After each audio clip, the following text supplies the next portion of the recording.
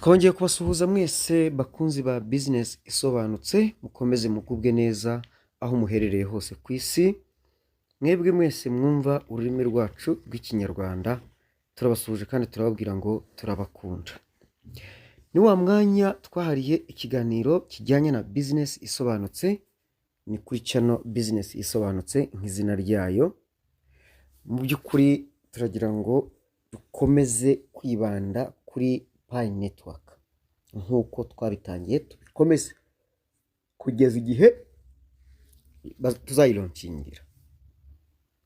Uyu munsi rero tugiye kugaruka ku nsanganyamatsiko igira iti amashirakinyoma kuri open network muri uyu mwaka wa 2024.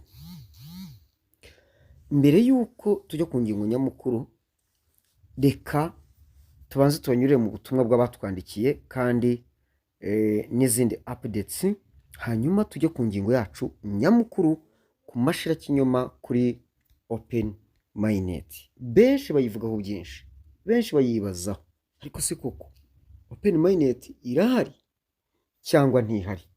Reka tuze tubigarukeho. Tubanze dusome ubutumwa bw'abatwandikiye.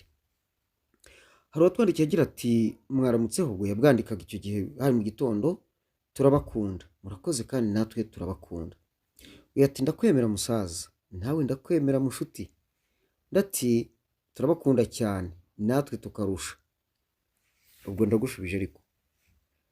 Uyu nawe ati urakoze cyane muvandimwe, ngo abwirwa benshi akumva beneyo. Urakoze nawe kuducira umugani utwigisha. Uyu nawe yatwandikiye ati nongeye kubasuhuza mbashimira ubwitange budahwema kutugaragariza, ni ukuri turabakunda pe. Iyo mu ijuru ijye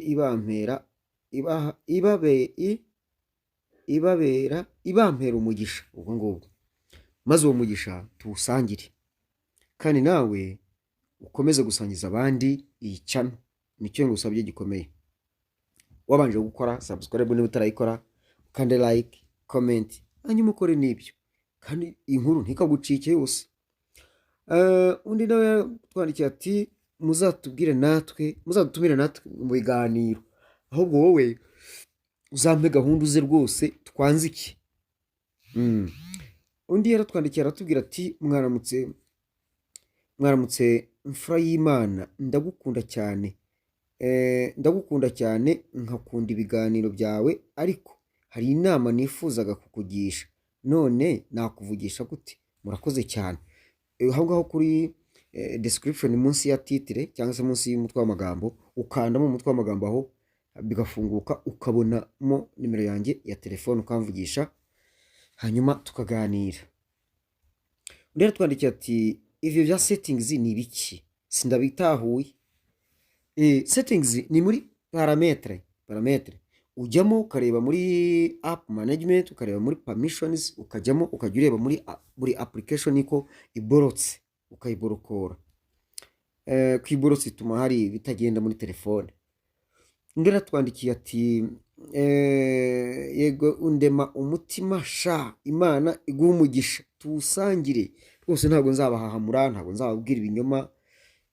Umba niriwe niga nshakisha amakuru kugira ngo ndebe ko nabaha amakuru afatika, amakuru navuga ngo yimpamo nukuri. Aje nyababira umuzingo mu kanya. Undi yaratwandikira atubwira ati uranejeje kweri, nta numwe bitabera mutama, reka turindire tuguma ku kivi nkuko mu bidushishikariza. Murakoze nukuri, ntukure mu ruge, ntukureho, guma hamwe, we kora gusa. Undi yaratwandikira atubwira ati muvandimwe, mfite izageze kuri wallet 96, ariko ndategura kubakamo urugo rutameneka. Gufiansa narabirangije, nabihishe sheri, gusa mubwira ko umwaka utaha nzaba mfite super car, kandi imodoka nzaba mfite imodoka irenze ijyana Imana ibimfashemo. Kambabwire Eh, sinzi azaca uwambaye hazaca uwambaye wabimubwiye se shana wakamayininga ni ukuri uzagenda ubibwira basi ntuzamubwire ko aribyo uteganyemo ariko uzamubwire uti wakoze aka kantu di sibyo uzamubwire uti wakoze aka kantu aha kubimuhisha ntabwo ari byiza ahubwo uzamwishyushye urebe ko nawe wamuregesitaringa nutabishobora uzamubwire ngo ufashe hanyuma undi nawe yaratwandikira atubwira ati none se muvandi yewe KYC yanjye imaze amezi 8 iri pending nakora iki koko ko numva mfite ubwoba ngira inama kandi urakoze cyane wese ubwo nta urumva ahubwo ukwiye no kurwara ukajya mu bitaro wowe amezi 8 KYC iri pending kandi warayikoze hota tabara uzashaka kanyuza ni telefone ngufashe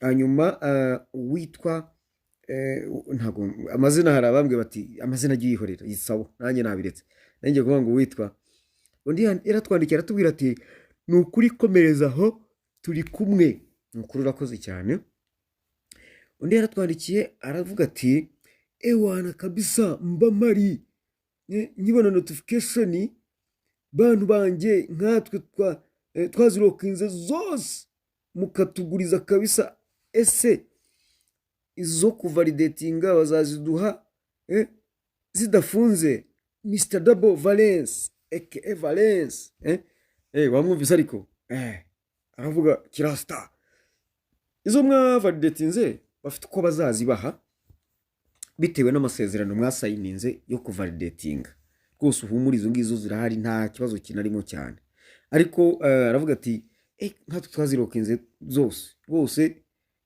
ngiye turamutse tuzuranye ntabwo nabura kukuguriza rwose ndakagusezeranije ko mfite nyinshi zihagije ku buryo ntabura kukuguriza ntabwo nagira ntabwo napfuna niko babyita ntacyo bitwaye aha undi yaratwandikiye aratubwira ati ibyo gusoma abatwandikiye ntitubishaka nabiretse nanjye ndasoma message gusa aha undi yaratwandikiye aratubwira ati muraho ese umuntu wakoze KYC agakora migration iyo bongeye kumuha liveness nabyo ni ngombwa kongera kubikoraho yewe tata we wirukanka ahubwo ese kuki utagira ubwoba bw'uko bongera bakaguha liveness ufite ikibazo cya telefone yawe swat uburyo ifotoramo cyangwa se imyirondoro yawe uburyo wayujuje bikaba biri mu gutera urujijo kindi bisaba ngo ese baraguha liveness ubundi baragusubiza ngo iki nta bisubizo baguha bindi yes ugomba kuyikora ahubwo wirukanka ahubwo urayikoresha iki iyo telefone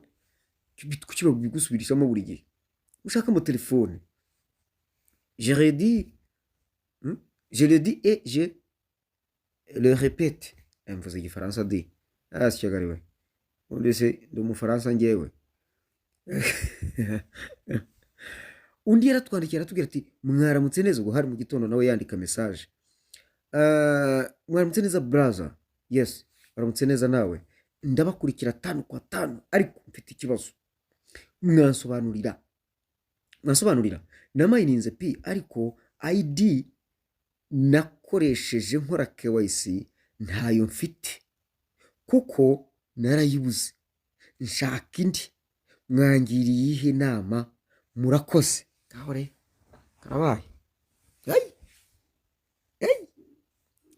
reka nkubwire wowe inama nakugira biransaba ntabwo indangamuntu ufite inyuranye niyo wakoresheje uregisteringa payi ndetse na KYC none ufite indi kubera ko indi warayibuze nyine cyangwa warayitaye bavuga ko wayitaye rero inama nakugira uranyura hano muri payi wandikire kwa timu ubagezeho ikibazo ufite utegereze igisubizo yego muri payi portal hano unyuze muri payi network ukagana mu dukoni dutatu ibumoso hejuru ukakanda hariya muri what kuri payi portal biriho kabandikira undi yaratwandikira atubwira ati murakoze cyane ariko ndabibarize update izina ryawe canke password baca he babigenza gute ujya hariya tumayiningira ugakanda mu dukoni dutatu ibumoso hejuru, wagerayo ugakanda ukareba hasi kuri profile, wamara gukandayo ukareba hariya hasi handitse update, ukareba password, ukareba ko imbere yaho hakiriho ijambo update. Iyo usanze ntaririho ntibikosoreka ubwo ngubwo.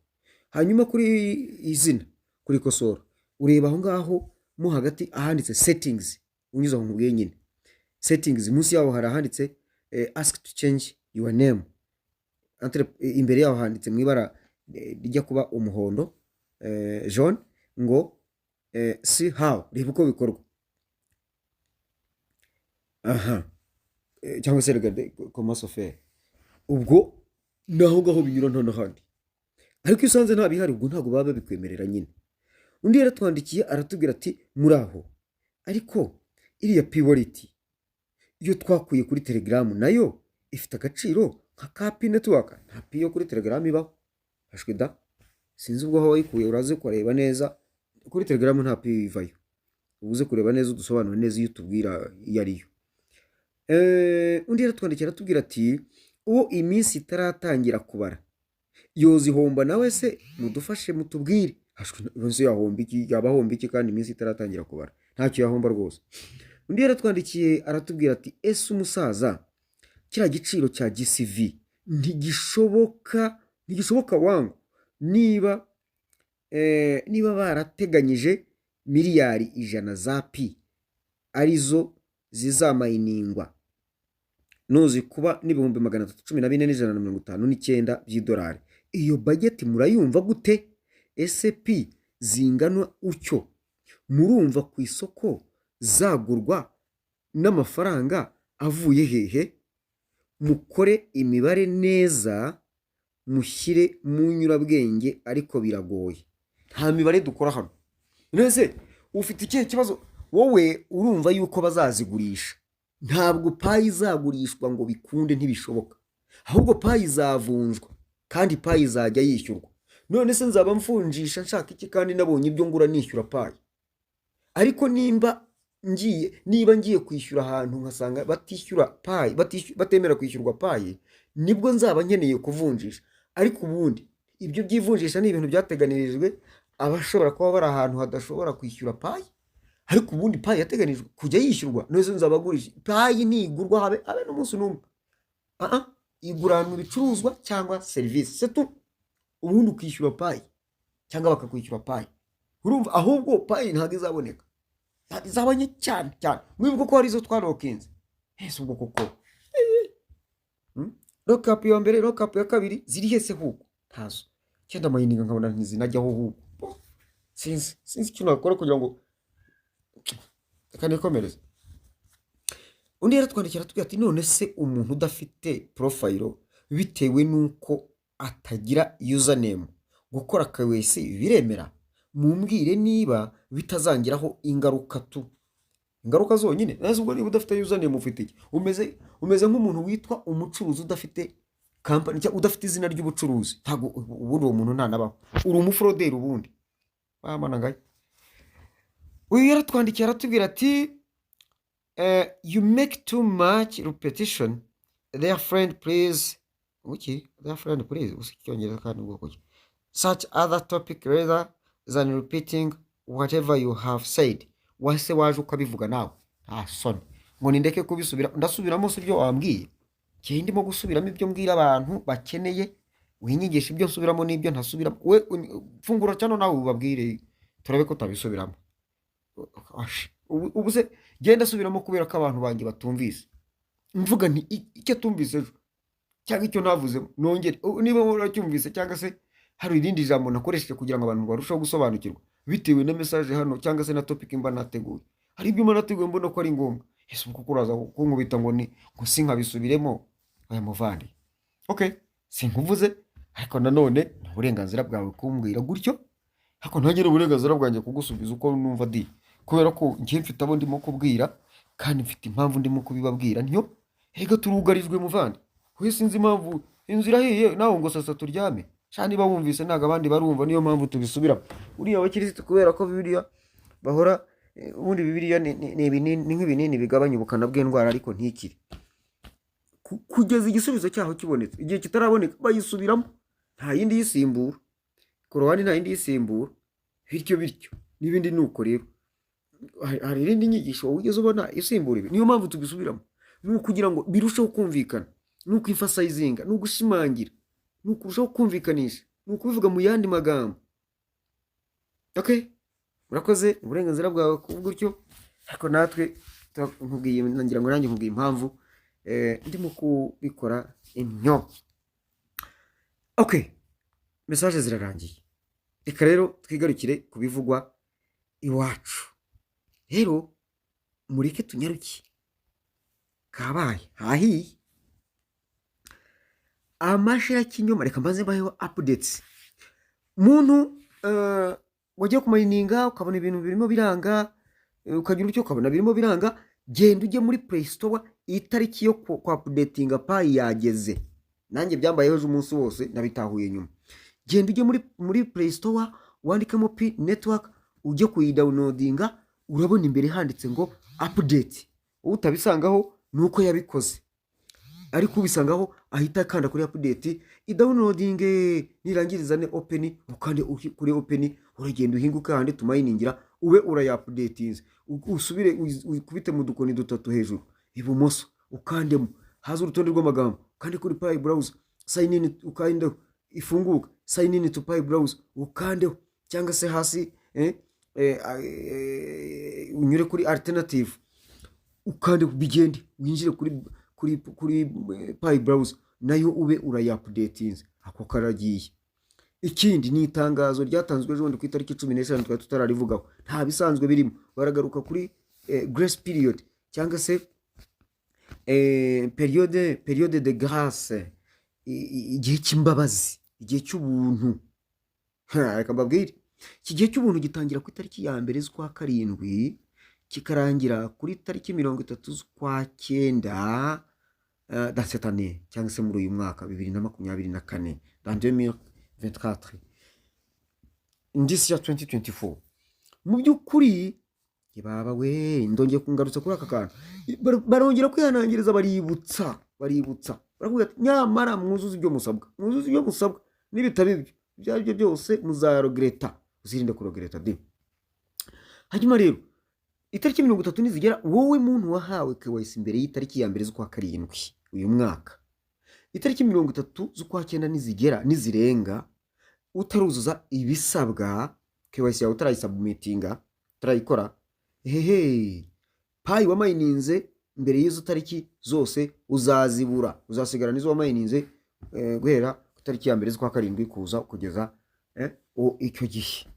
Izindi zizahabwa abakoze KYC zabo, kandi konti Pi zabo zikaba migrated to mainnet, nibo bazongera bakazimayininga. Yewe abafite bazongererwa, kandi udafite n'utwo azabafite azatwaka.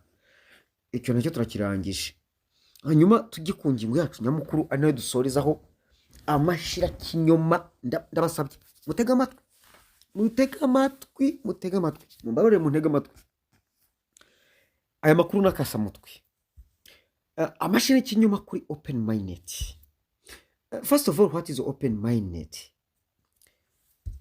Open mainnet, open network, cyangwa se open mainnet. Open network means that the firewall in the enclosed network period will be removed, allowing any external connectivity, example, to other networks, wallets, and anyone who wants to connect to Pi network. Byukuri Pi network akanga kanonge kugasubiramo, n'ubundi narabivuze wa muntu wambwira ngo sinkabisubiremo, reka mbisubiremo byongere byumvikane di. N'ugukuraho ibyo bikuta, icyo gikuta gitandukanya kiri muri enclosed network, ikavanwaho icyo gihe kikavaho, noneho tukinjira muri open network, aho twemerera cyangwa se bemerera external connectivity, urugero nk'izindi networks, wallets, ndetse n'undi wari we wese wifuza kwihuza na Pi network. Ayiwe ibi bivuze iki? Yeba use ntago mfite ukuntu nabisobanura, iyo ngeze aha ntago mfite ukuntu nabisobanura, simfite ukuntu nabisobanura. Byumve yuko ari ibyo ngibyo bikorwa bizakorwa, kandi ibyo bikorwa n'ibikorwa tuzaba dufunguriye amarembo companies nyinshi za zindi zirenga 100 zemerewe gukora muri Pi Network, n'izindi zikiza, n'abantu ku giti cyabo ntibahejwe. Ulala ulala ulala. Rero bakunzi bacu, ndagira ngo mutega amatwi kondisiyo eshatu. Ni ukuvuga ngo tuzaba tuvuye muri enclosed, mu mfundanwa, tuvuye muri enclosed beta ecosystem tugiye muri open network, into open network. Tugiye muri aho that can be used. Iyi ngiyi open network, it can be used across exchanges and other blockchains. Ni ukuvuga ngo haza n'amagambo tuyiteho enclosed, open. Tuzaba dufuye mu mfundanwa, tuvuye muri gereza tugiye noneho hanze, yego, aho duhura na bose, hanyuma tujye aho dushobora guhura na exchanges nyinshi, uburyo bw'ivunjisha, cyangwa se za blockchain nyinshi nka za Bitcoin, za Ethereum, za nazo zose ziza gukorera muri Pi Network. Mwabantu, hari ikintu nshaka kubabwira, ndumva hari ikintu nshaka kubabwira. Open network kugira ngo ibe, dore ibintu bitatu bisabwa, kondisiyo eshatu. Iya mbere, kandi tujye kugenda tuvivura. Iya mbere niyo bita comprehensive preparations. Hano njya gusoma amagambo y'icyongereza mu byumve neza. The team underscored the need to complete all crucial technological, product, business and legal preparations. While the technical roadmap is largely in place, efforts are ongoing to enhance network security, stability and scalability. Iki ngiki ni nkaho cyanarangiye, iki ndakivivuye, naco tucandike. Icya kabiri, kondisiyo ya gatatu, ni ukuvuga ngo bya bindi byose bisabwa kuwa team, bya biri technical, bibiri ibijyanye na product, ibicuruzwa, ibijyanye na business, ubucuruzi, ibijyanye n'amategeko, iyi byose byarateguwe n'umutekano wa network. Ibi byo byageze no ku musozo, bashatse banarekura, kuko niba bishobora gukoreshwa ku bantu, ku bapayinazi runaka, ni ikimenyetso cy'uko, kandi bikora neza, ni ikimenyetso cy'uko iki ngiki cyo cyaranarangiye. Ndibuka mu kwa karindwi baravuze bati iki ngiki cyo kigeze no ku musozo rwose. Condition number 2, cyangwa se icyangombwa cya kabiri, reka twayiriye twayirangije. Icyangombwa cya kabiri, decentralization milestones mu twahita nk'umuzigo. Decentralization milestones. A central goal is to acquire 15 million KYC verified users and migrate over 10 million pioneers to Mainnet blockchain. Nibura abantu miliyoni 10 bakoze KYC, ndetse na miliyoni 10 nibura zakoze migrate to Mainnet, Pi zabo zimutse. Muzi aho tugeze. Muri raporo duherutse kubona miliyoni 15 pioneers bakoze KYC, 10 bakoze migrated to beta Mainnet, hanyuma Pi ntuza apps 100 ziri ready, ndekeya ibiri ready. Hanyuma if Mainnet's debt is dependent on reaching those milestones, the wait is predicted to end shortly. Nukuvuga iki? Nukuvuga ngo ibiteganijwe ni miliyoni 15, miliyoni 10 zakoze KYC, Pi nibura apps applications nibura 100 ziteguye kuba zakora. none se raporo ivuga iki? Raporo yatwerekaga ko muri icyo gihe mu kwa gatandatu miliyoni 11,100,000 bari bamaze gukora KYC.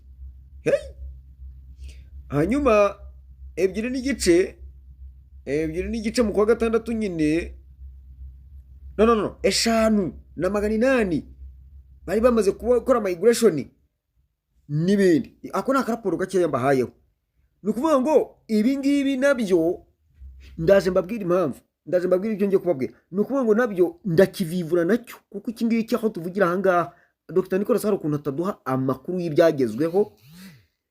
Igisigaye rero ariko cyabaye icyo kintu igisigaye rero condition ya gatatu open minded ikaba mwitega amatwi, mumbarara mwitega amatwi. Optimal external conditions, ibi ngibi birareba gahunda zabo hanze. As a global cryptocurrency initiative, Pi's success is intertwined with the broader world connect. Therefore akangaka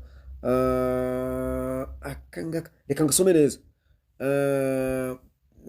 yego reka ngasubiremo. Optimal external conditions, ibi ngibi ni biri hariya mu bantu bitareba kwa team, bitafata kuri kwa team, bitafata ku mpayene, ahubwo reka tubirebe neza. As a global cryptocurrency initiative, Pi's success is intertwined with the broader world connect. Therefore, the team said factors such as geographical stability, ibijyanye n'agace runaka, regulatory developments, ibijyanye n'amategeko, industry trends, ibijyanye n'ibisata by'ubucuruzi, and absence of global crisis are pivotal in determining the timing of the Pi mainnet launch date. Ibi ni ibintu mbega icyo gice turimo, iyo si turimo ibiyireba nabyo kugira ngo yakire Pi. Ese birateguwe? Reka turebe ko twabikora, kubera ko icyambere na mbere dufite abapioneers benshi mu bihugu bitandukanye. Nahoze ngora imibare, ikintu ntabonye ni kuri Instagram, abaza kumfasha murabitubwira, ariko imibare nabashe kubona ni imibare y'aba followers bafite Pi network. Ni ukuvuga ngo nibavuga iyo turavuga yasi yiteguye kwa ba bantu biteguye kwakira Pi network. Ese barahagije ku buryo nabo nta gisigaye biteguye kwakira Pi, ahubwo turavuga tuti izi inganda ese ibijyanye n'amategeko muri icyo gihugu baremerera Pi? Ese ibijyanye n'ako gace geographical stability, ese ntago Pi yazabangamirwa, nta kundi bazabifata ibijyanye n'ibijyanye n'amategeko? Yego murandusha gusemura namwe mu byisemurira, niba mbisoma namwe biranditse mujye muri roadmap murabibonamo, no muri rya tangazo nyine ryasobanuraga 3 conditions to mainnet leading us to the open mainnet cyangwa se open network. Namwe mugende ari byo bisemura nabi, kandi je ntabwo nize ubusemuzi, ariko nabisoma agerageza kubyumva, agerageza no kubisobanurira, nanjye ndacishiriza, ariko ntekereza ko muba mubyumva kundusha niyo mpamvu muri comments buriya mutusobanurira, mukadufasha, mukatwunganira like that. Hanyuma rero iyi ngiyi optimal external conditions irareba bari abantu. Aba bantu rero ireba ni bande? Ese baraza kwishyira mu bikorwa? Tujye gukora imibare. Hari abantu rero, reka mbabwire, hari abantu bumva ibintu ntibasobanukirwe ni ibiki birava nahe. Ni ukuvuga ngo tugiye kubarebera first of all muri aba ba followers. Murabizi ko Pi network ifite imbuga nkoranyambaga eshanu. Ubwo nagize ko nimero 2 no mpamvu narivuze 2 eshanu. Reka nze zibabwire noneho turebe aba followers bafite, tugira ikizere yuko this Pi global ese iyi global goal tuzayigeraho, iyi ntego rusange tuzayigeraho. YouTube ifite, iyo ni iya mbere, ifite aba followers 1,550,000. uwo ni umuzigo w'abantu. X yahoze ari Twitter ifite 3,300,000 y'aba followers. Instagram niyo mibare ntabashije kubona. Hanyuma Facebook ifite aba followers 1,875,673.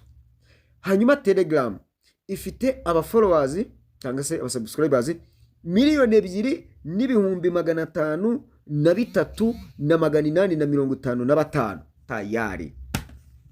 Nese murabona igisigaye ari iki? Murabona tutihagije. Icyo mushaka kindi niki?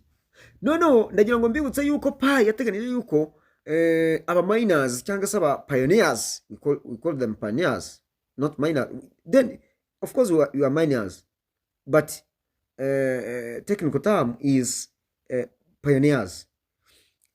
Ni ukuvuga ngo yariteganije aba mininga cyangwa se abazakoresha Pi users bigite gutyo nta kibazo, miliyari ijana 100 billion miliyoni, sorry 100 million, miliyoni ijana, ariko tukamayininga miliyari ijana z'amapayi. Umuntu rero wavuga ngo izo ni nke cyane ukurikije nuko ubukungu bw'isi buhagaze. Ibindi namwe murabisobanukiwe, muraza musakinge namwe mukora ubucukumbuzi.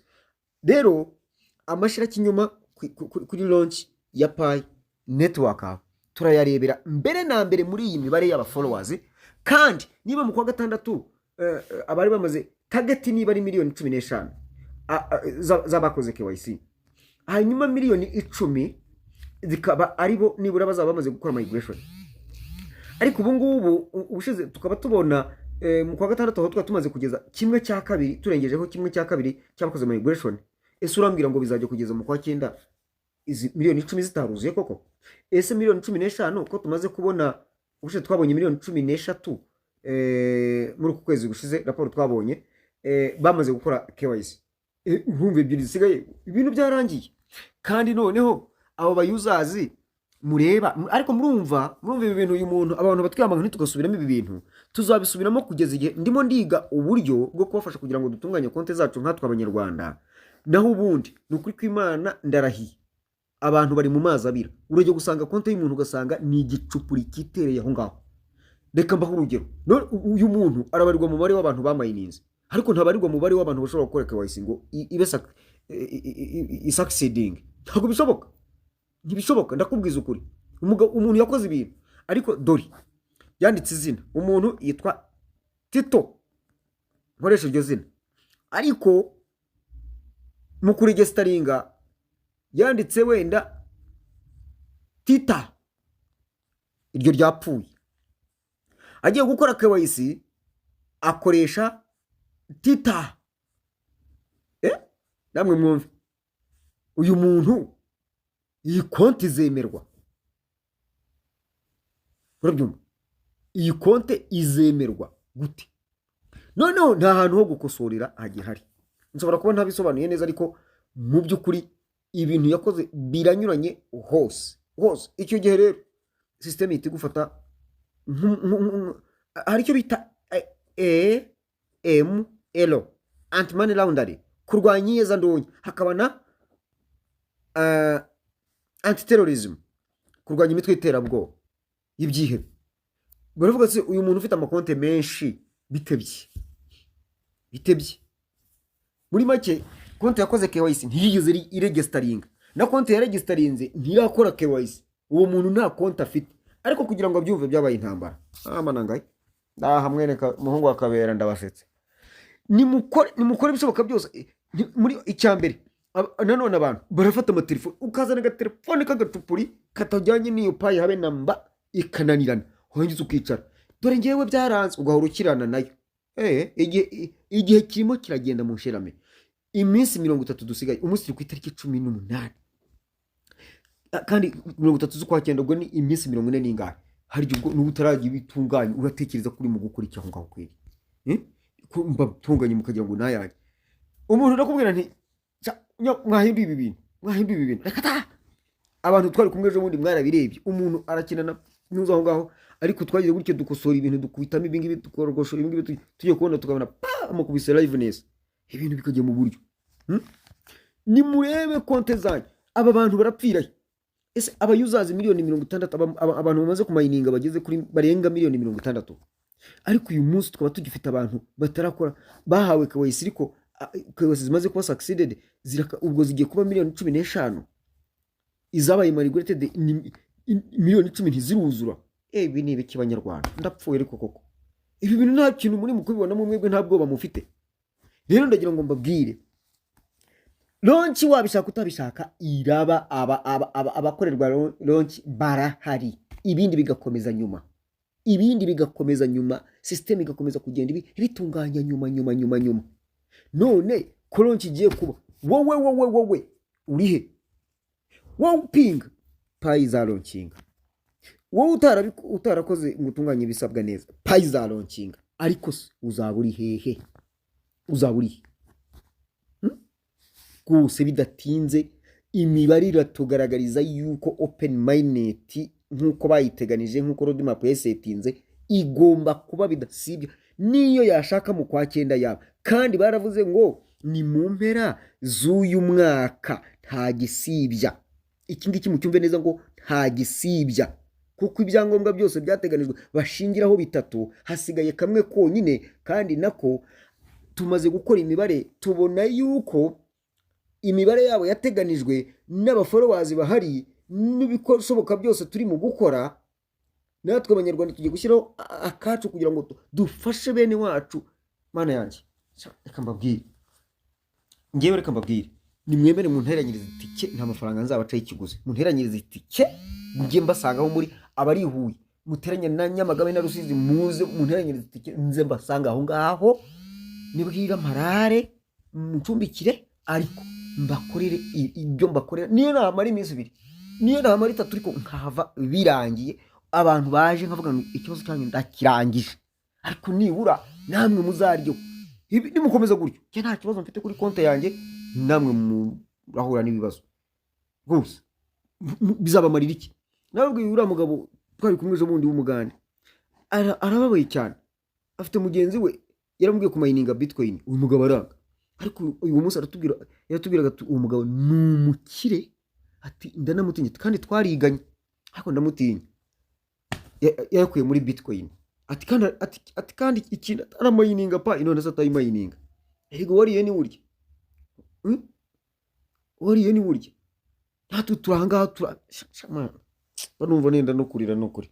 Muri mu biki koko? Mwakangutse mw'abanyarwanda, mwakangutse n'abarundi, mwebwe ndimo kubwira, murimo kumva ururimi, muri mu biki? Namwe muri ba bantu bashaka kuzarira nk'uduhinja. Kubera iki mwarira nk'uduhinja? Kubera iki? Okay, ndangiza ibyanjye, abwirwa benshi akumva beneyo, kandi ubwira uwumva ntavunika. Kuyavuga siko kuyamara, ariko banumva nshaka kubabwira kugira ngo ahari utumva uyu munsi ariko nibura ejo azumve. Murakoze, mukomeze kugubwa neza mu mining, ariko muzuza ibisabwa mukabyarama. Hanyuma rero werezo tuzatangira kwinjira mu dutekinike tumwe na tumwe twerekana akabagakora gutya, akabagakora gutya. Fine. Murakoze, mugire ibihe byiza.